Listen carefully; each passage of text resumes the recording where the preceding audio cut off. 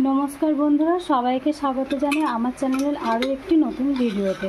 तो बंधुरा आज के जे रेसिपि दुटो रान्ना करब तो आज के तोमादेर दादार पछंदेर दुटो रेसिपि रान्ना करब। तो देखो एखाने आमि कलाइयेर डाल प्रेसार कुकारे आमि कलाइयेर डाल सिद्ध करे नियेछि। देखो कलाइयेर डालटा खूब सुंदर सिद्ध हयेछे। निয়েছি কিছুটা আলু কেটে আর মশলা এখানে নিয়েছি, এটা নিয়েছি আদা আর মৌরি বাটা, নিয়েছি পোস্ত আর কাঁচা লঙ্কা বাটা। প্রথমে আমি কড়াই সরষের তেল দিয়ে দিচ্ছি। তো প্রথমে আমি হিং ফোড়ন দিয়ে কলাইয়ের ডাল রান্না করে নেব। দিয়ে দিচ্ছি 5 ফোড়ন, শুকনো লঙ্কা আর একটু হিং।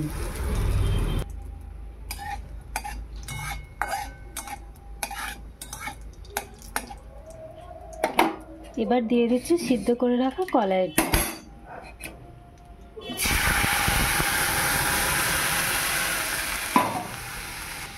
দিয়ে দিচ্ছি পরিমাণ মতো নুন,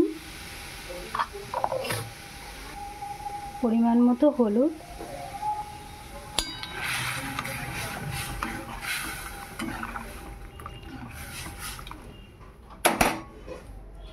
এবার ঢাকা দিয়ে দেব। এবার ঢাকাটা খুলে দেব।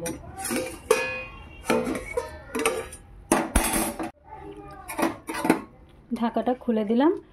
এবার ডালটা ভালো করে নেড়ে নিলাম। এবার ডালটা নাবিয়ে নেব। আর হিং ফোড়ন দিয়ে করলাম, তোমাদের দাদা বলেছে যে হিং ফোড়ন দিয়ে কলাইয়ের ডাল করতে। তো এবার ডাল নাবিয়ে মশলাটা দিয়ে দেব। এবার দিয়ে দিচ্ছি আদা মৌরি বাটা।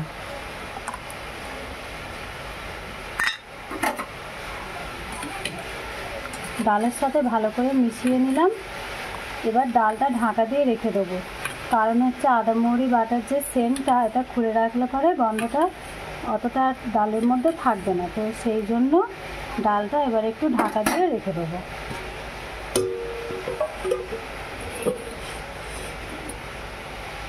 এবার চাপিয়ে দিচ্ছি আলু পোস্ত। কড়াইয়ে তেল দিয়ে 5 ফোড়ন দিয়ে দিয়েছি। এবার আলুগুলো দিয়ে দিচ্ছি।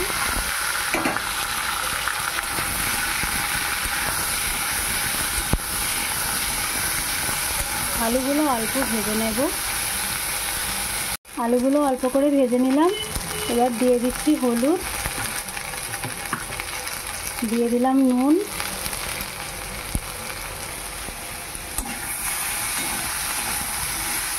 ভালো করে মিশিয়ে নিলাম। এবার দিয়ে দেবো অল্প করে জল। অল্প করে জল দিয়ে ঢাকা দিয়ে দিলাম। আলুগুলো একটু সিদ্ধ হয়ে এসেছে। এবার দিয়ে দেবো বেটে রাখা পোস্ত আর কাঁচা লঙ্কা।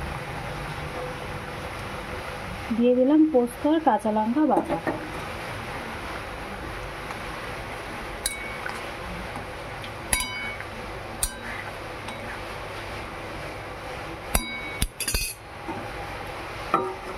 এবার ঢাকা দিয়ে দিলাম।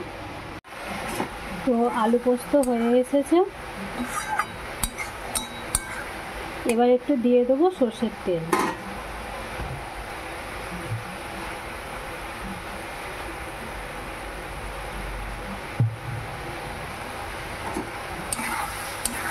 ভালো করে মিশিয়ে নিয়ে নাবিয়ে ফেলব। হয়ে গেল আলু পোস্ত। তো তোমাদের দাদার পছন্দের দুটো রেসিপি বানিয়ে ফেললাম, হিং ফোড়ন দিয়ে কলাইয়ের ডাল আর কাঁচা লঙ্কা পোস্ত দিয়ে আলু পোস্ত।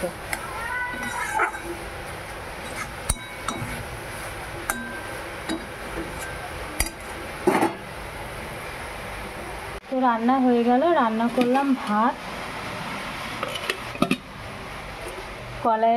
কলাইয়ের ডাল হিং ফোড়ন দিয়ে,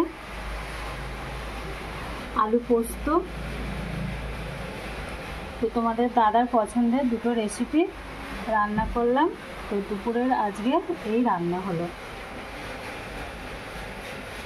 তো বন্ধুরা আজকে এই পর্যন্ত। পরের দিন আবারও তোমাদের সঙ্গে আসবো, আবারও একটা নতুন ভিডিও নিয়ে। সুস্থ থাকো, ভালো থাকো।